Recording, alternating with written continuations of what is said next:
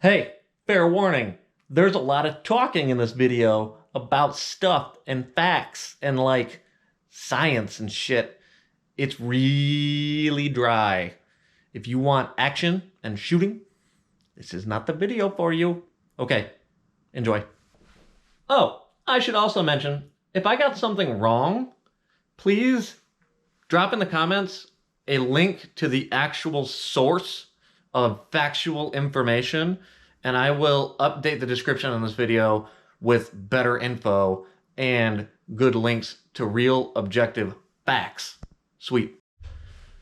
What's up, guys? This morning I was drinking some coffee and YouTube suggested a video about ammo grain weight, why it matters, and it was from the Classic Firearms channel. Go check that video out. I'll try to link to it. And during watching that, I had some thoughts, maybe some counterpoints, some ideas based on what he was saying. I'm not here to try to correct what he had to say, but I am going to offer some other thoughts of my own. And you can check out all sorts of great info out there. I'll try to link to some other good sources of information from first-hand sources so you can learn without having to take other people's opinions, actually learn real facts. That would be cool. So let's go. Let's get into it. Here are my thoughts. One of the first things that came up in the video from Classic Firearms was that he said ammo grain weight is the smallest unit of measure, and I put some notes down because I had so many thoughts going on. And I don't know if it's the smallest unit of measure. There are very, very, very, very tiny units of measure used in physics and that sort of thing. But in the firearms world, you will be surprised to learn, if you don't already know this, that most hand loaders measure powder in tenths of a grain, if not hundredths of a grain. 1/10 of a grain is 1/70,000th of a pound. 1/100th of a grain is 1/700,000th of a pound. Tenths and 100ths of grains are very common in precision hand loading. So if you're thinking that 1/7,000th of a pound sounds interesting, think about 1/700,000th of a pound.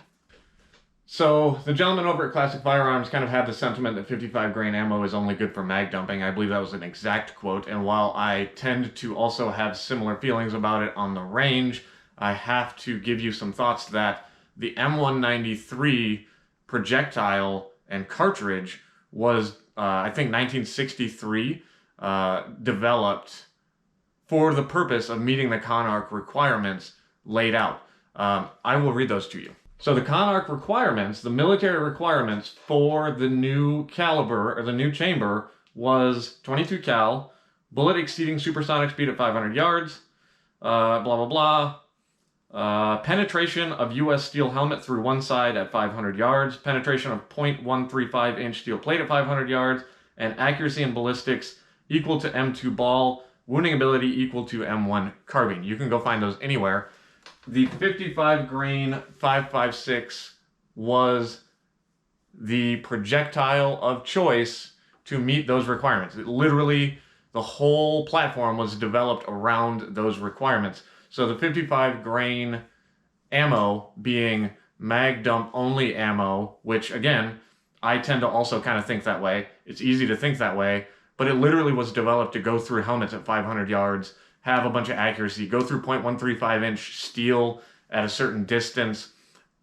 It's far from mag dump only ammo. It was specifically developed to meet these military requirements at 500 yards, which is pretty impressive. So I think that's neat. So there was some conversation in the video as well about twist rate and twist rate being too fast, in particular for the 55 grain projectiles, which you probably can't see on the table next to me. Overstabilization being an argument in ballistics. Now, because I am not a ballistician and because I don't want to continue perpetrating or perpetuating misinformation or opinions, I think it would be best to just suggest that you go read some external ballistics from a first-hand source. Brian Litz is a ballistician of fantastic repute who has several great, extremely detailed books on the matter. Go read or watch some content from Brian Litz. I will say that overstabilization is, if anything, maybe blamed for too many things, and almost some people would say not even really actually a thing.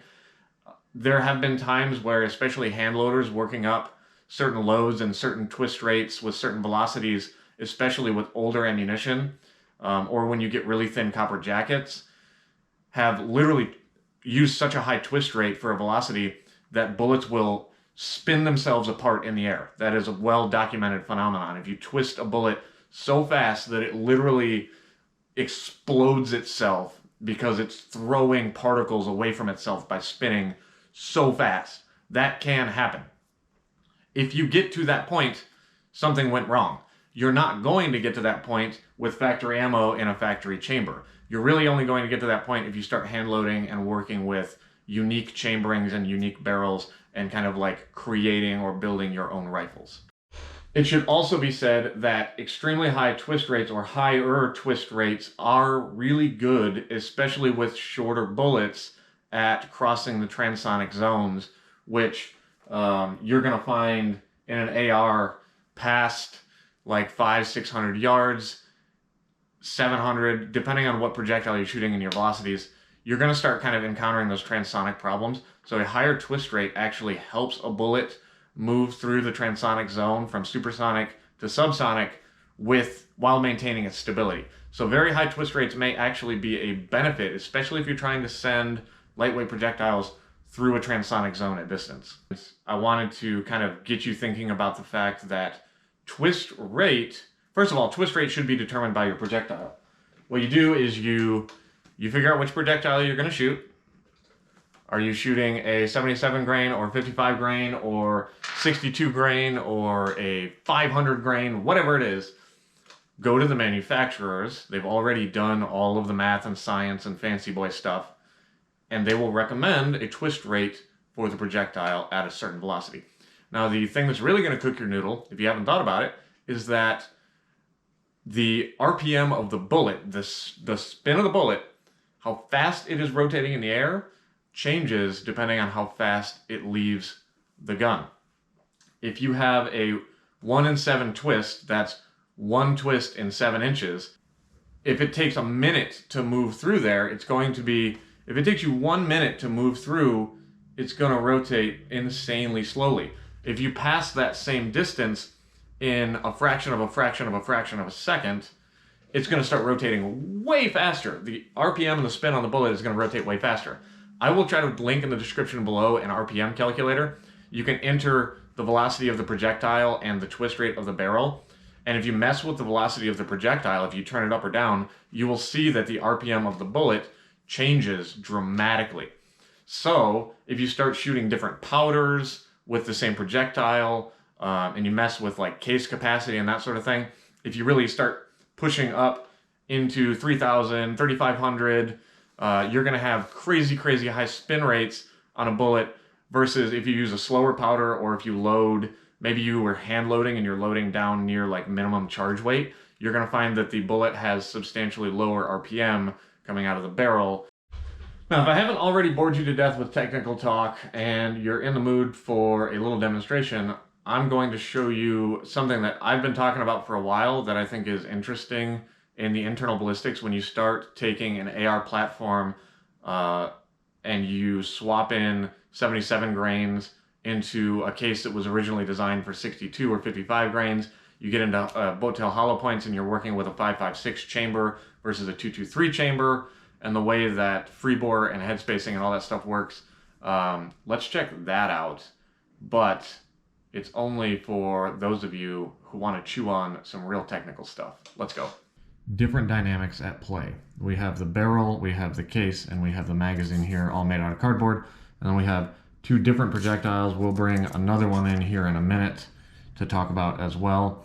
This one, for now, is your standard 55 grain pill.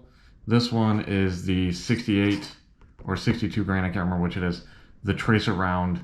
And because we're restricted, right, we cannot change the diameter. It's always 0.224 in the 5.56. So if we have a bullet that is less dense, i.e. the tracer rounds, and we need to get a greater mass stuffed into the same diameter hole, we have to add, either we have to make it longer, or we have to add extra mass by lengthening the ogive and pulling the ogive forward and making this one have extra mass up here in the ogive where the 55 grain pill does not. So that's where the different bullet profile comes in. These are not accurate to dimension to shape. They're just cut out to represent. So let's check that out. All right, so if you look at your 5.56 ammo and you put it in a mag, it's typically loaded almost exactly to mag length, which I have done here, and I've got it marked with a really light pencil line here on the case neck that you probably can't see, but I can see, so that's going to help us with reference. So obviously in a semi-auto loading weapon, we cannot load longer than mag length, otherwise the rounds won't fit in the mag, so we're restricted by that. So we're going to start there as our baseline. Let's assume that both of these two bullets are loaded to mag length, and then we'll put them up in the chamber and see what happens. Let's do that. All right, so our weapon has cycled a case up into the chamber, and let's say that we designed the chamber, which is not represented here. The chamber is just blank space. Let's say we designed the chamber so that the bullet touches the beginning of the rifling perfectly. It is a perfect fit with like 0 or 1/1000th of an inch. You'll see there's no gap there for this big round tracer round because the ogive is pulled forward. Keep in mind, it's exactly the same length as the 55 grain pill. Now let's swap them out and see what happens. All right, so let's say you want to shoot the 55 grain pill. Instead, I taped the case and the barrel so they can't move, and these two are the same length, and I reinserted the 55 grain pill to the same mark here on the case neck, which I don't think you can see. And you'll see that there's a big gap between the front of the ogive on the bullet and the lands of the rifling represented by the silver on the cardboard.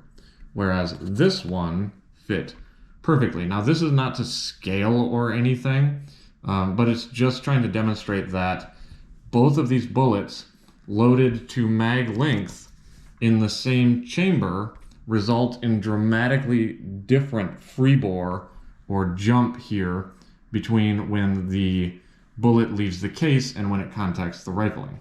All right, so along comes the big fat 77 grain boat tail hollow point or open tip match, which commonly embodied by the 77 grain Sierra Match King. Here it comes. These are still both taped in the same location that they were, get out of here, tape, for the other two bullets. So in order to get this to fit, first of all, it still has to fit mag length. And in order to fit in the chamber now, there we go, that fits in the chamber. You'll notice that it consumes a substantially greater amount of case volume back here than either of these two, which is definitely the case with the 77 grain. Now, it would be ideal if you could take this and load it up here in the neck a little further, where you might typically load a 77 grain with a bolt gun or something like that. However, when you do that, you'll see that it won't fit in the chamber anymore, first of all, and second of all, it won't fit in the mag. So I moved the case back down to the mag, and you'll see that if we try to load it further up in the case neck where it would ideally sit, it hangs over. Now, in order to fit in the mag, it has to be seated ridiculously deep into the case. In this case, actually, this is not representative. Obviously, it's not to scale. In an actual 223 case with a 77 grain boat tail, it really does sit like way deep down into the case, and it consumes powder volume, which is tricky because now you have a heavier projectile taking up powder volume, which means it's going to be way less than optimal because you're consuming case volume, which you kind of need for the extra powder to push the heavier pill. So you got a heavier pill, less case volume, which means you're going to have suboptimal performance no matter what you try to do when you try to stay within mag length. I just wanted to get you thinking and looking at some of these demonstrations about what happens when we start messing with mag length, chamber size, freeboard jump, and trying to seat different shape and different size bullets into a given chamber or case, and the dynamics that come into play and how that changes things. It's not as simple as just, oh, this bullet's heavier, lighter, it's got a different shape. The chamber, the freeboard, the magazine, all of those factors and internal ballistics start coming into play in dynamic ways that can be difficult to rectify. if that's not enough technical bullshit mumbo jumbo from a guy that doesn't know what he's talking about, then I don't know what is. Seriously though, there is enough first-hand information out there from reputable resources that we don't need to rely on our opinions about things. I just wanted to get you thinking about some things.